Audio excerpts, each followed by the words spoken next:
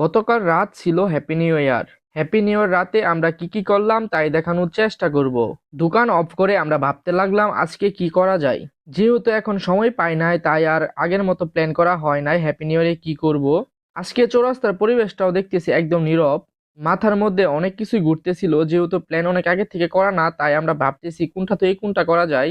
পরে আমরা চলে আসলাম ফাস্ট ফুডের দোকানে। এখান থেকে আমরা চিকেন রোল কিনি এবং এটা খাই।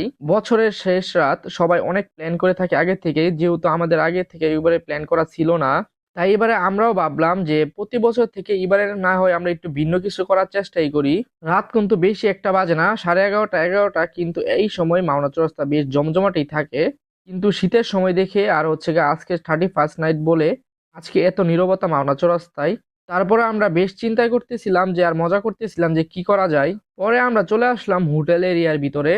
এখানে আবার হাইওয়ের সাথে এক সিরিয়ালে হচ্ছে অনেকগুলো হোটেল আছে। মাওনা চৌরাস্তার বড় বড় যত হোটেল আছে সব এই রাস্তায় আপনারা পেয়ে যাবেন। হোটেলের সামনে যে দাঁড়ানোর পরে দেখি সব হোটেল থেকে ডাকা শুরু করছে কি খাবেন কি খাবেন বলে। ঠিক সামনের হোটেল থেকে দেখতেছিলাম তেহেরি গ্রান আসতেছিল। পরে দেখি ওরা ডেকে ডেকে বলতেছিল গরম গরম তেহেরি রান্না করা হয়েছে নাকি। তাই দেখে আমরা ডেকটা দেখলাম, গিয়ে দেখলাম আসলেই গরম তেহেরি রান্না করা হয়েছে। তাই আমরা এদিক সেদিক না তাকিয়ে সরাসরি ঢুকে পড়লাম হাত ধোয়ার জন্য। হাত ধোয়া শেষ করে আমরা সবাই মিলে বসলাম খাবার টেবিলে। আমাদের এখন অর্ডার দেওয়ার কোনো প্যারা নাই, যেহেতু আমরা ঢোকার সময় অর্ডার দিয়ে ঢুকেছি। এখন তাহলে শুধু আমাদের খাবার আসার সময়। পরে আমাদেরকে ওইটারে এক এক করে সবাইকে টিস্যু দিয়ে হাত মোছার জন্য। আর দেখতেছিলাম রাতের বেলা হোটেলে খুব কম চাপি আজকে। অন্যদিন এই সময়ে হোটেলে মোটামুটি ভালোই কাস্টমার থাকে। আর আজকে তো সবাই বেশিরভাগ হচ্ছে বারবিকিউ পার্টি বা বিভিন্ন পার্টি করতেছে। চলে আসলো আমাদের গরম গরম তেহেরি।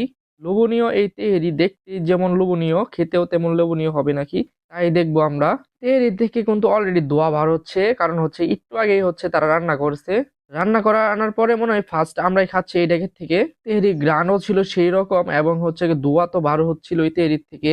পরে আমাদেরকে খাবারের জন্য সালাদ দিয়ে যায় এবং আমরা খাওয়া দাওয়া শুরু করে দেই। এক এক করে সবগুলো সালাদ আমরা প্লেটে নিয়ে নিতেছিলাম যতটুকু আমাদের লাগে সেই পরিমাপে। পরে আমরা তেহেরি খাওয়া শুরু করলাম আর দেখলাম যে না, খাওয়ার পরে মোটামুটি ভালোই হয়েছে আজকে। আর যেহেতু গরম গরম তেহেরি তাই আমাদের কাছে একটু বেশি ভালো লাগতেছিল। পরে আমরা ভালো করে আরো লেবুর রস নিয়ে নিতেছিলাম। লেবুদা খাওয়ার পরে দেখতেছিলাম যে বেশ ভালোই টেস্ট হয়ে গেছে আরো বেশি। এখন আরো গরম তেহেরি খেয়ে আমাদের আরো বেশি ভালো লাগতেছিল। খাবার খাওয়া শেষ করে আমরা ক্যাশ কাউন্টারে বিল পরিশোধ করি এবং বাইরে বের হই। খাবার সময় আমরা শব্দ পাচ্ছিলাম অনেক ছাদের থেকে হচ্ছে বাজি ফুটাচ্ছিল। ওইগুলোই আর কি দেখার জন্য আমরা আবার বাইরে বারোই। আশেপাশে যতগুলো বাসা ছিল সবগুলো ছাদের থেকে হচ্ছে আতশবাজি ফুটানো হচ্ছিল। হঠাৎ করে দেখি আমাদের মাথার উপর ঠাস করে একটা ফুটে উঠলো।